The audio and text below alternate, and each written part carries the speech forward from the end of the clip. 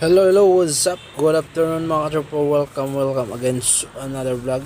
So for this is ito magpapalit tayo ng 5. Cut delete lang muna mga katropa dahil wala tayong budget may lang muna. Ayan, naka R6 ang sticker natin mga katropa. Ayan, pinaikot-ikot na natin. Ayan na, pinipinis na nila yung ating 5.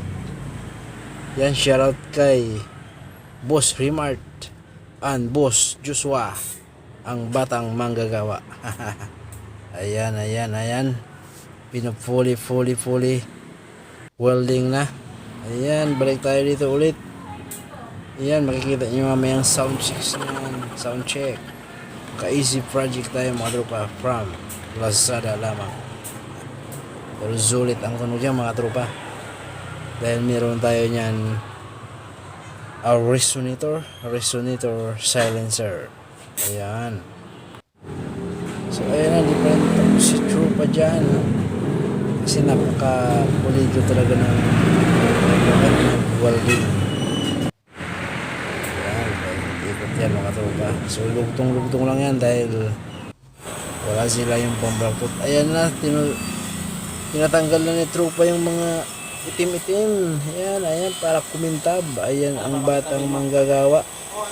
Napakagaling na. Sa murang edad na 14 years old ay nagtatrabaho na siya bilang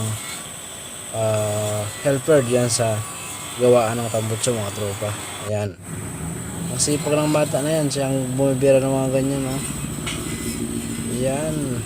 Shoutout Joshua. Sana ay pagpalain ka. Mag-aaral ka pa ulit. Dito siya nag-aaral mga tropa. At ayan na nga, ikakabit ng mga tropa yung ating exhaust na i-excited na ako mga tropa dahil gusto ko nang madinig ang sound check. Ayan na, sinusukat na mga tropa. Malapit na natin madinig yung sound check nito. Abangan nyo dahil napakasulit ng tunog nito mga tropa. Hello.